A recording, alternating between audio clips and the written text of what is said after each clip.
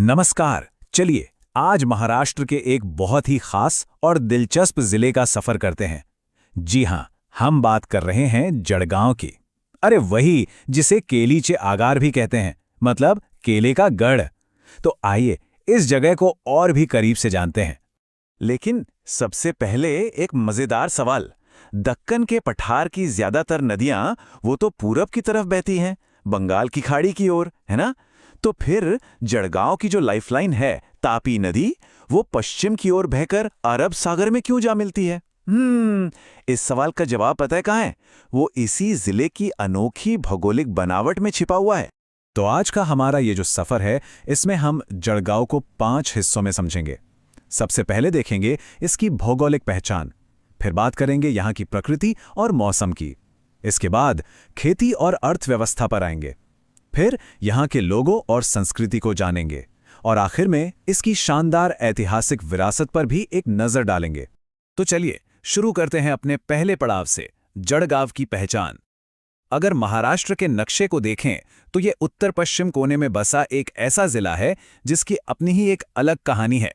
अच्छा, इसका विस्तार देखें तो ये करीब करीब 11,765 वर्ग किलोमीटर में फैला है, और इसमें 1500 से भी ज्यादा गांव बसे हुए हैं।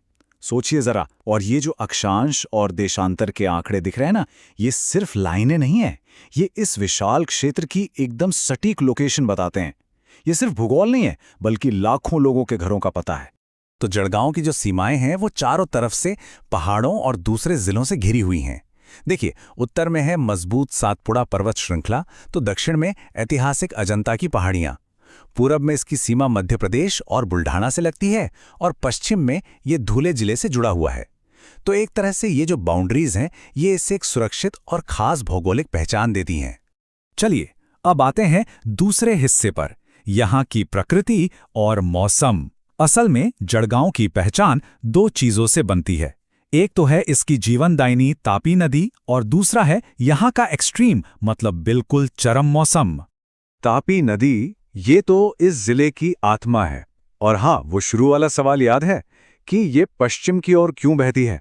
तो इसका जवाब ये है कि तापी एक रिफ्ट वैली से होकर गुजरती है, मतलब एक दरार घाटी से, और यही घाटी इसे बाकी नदियों से बिल्कुल उलट पश्चिम की ओर अरब सागर की तरफ ले जाती है। कमाल है ना? ये नदी सिर्फ सिंचाई ही नहीं करती, बल्कि इस पूरे इलाके की जमीन को आकार भी देती है। और यहाँ के मौसम की बात करें तो इसमें तो जमीन आसमान का फर्क है। मतलब गर्मियों में पारा 48 डिग्री सेल्सियस तक पहुंच जाता है। सोचिए कैसी झुलसाने वाली गर्मी होती होगी, और वहीं सर्दियों में ये लुढ़ककर 10 डिग्री तक आ जाता है। ये जो इतना बड़ा अंतर है ना मौसम में, इसका सीधा असर यहाँ के जीवन और खेती पर पड़ता है।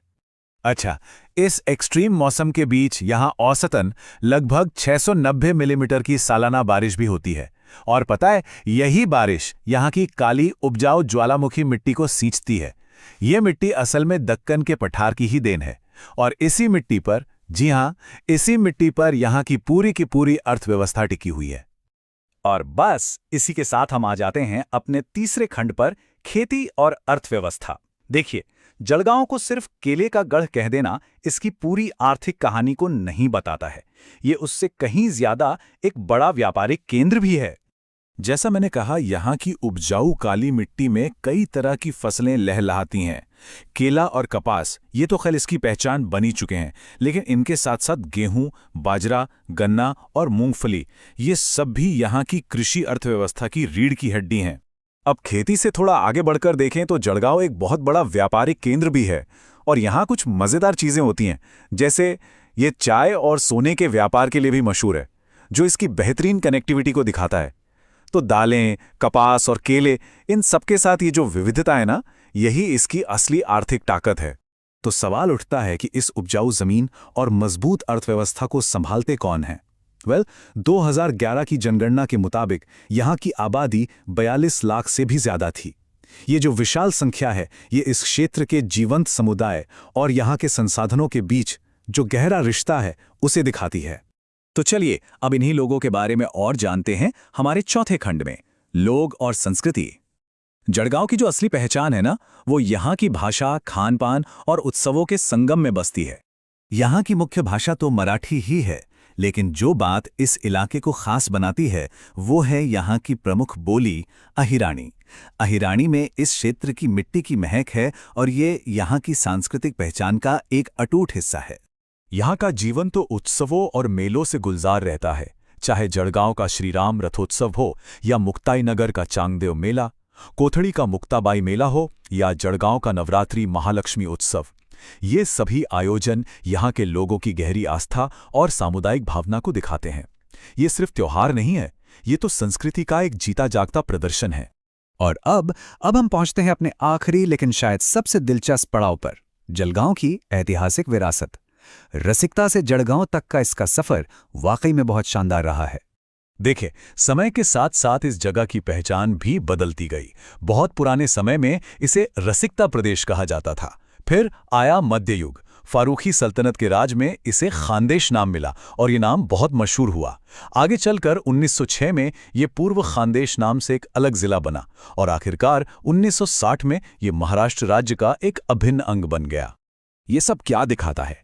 यही कि इस जमीन पर इतिहास की कितनी गहरी परतें हैं। वाकाटक, निजाम और मराठों, इन जैसे शक्तिशाली राजवंशों ने यहां पर राज किया है और हर एक ने इस क्षेत्र की संस्कृति और विरासत पर अपनी एक अमिट छाप छोड़ी है।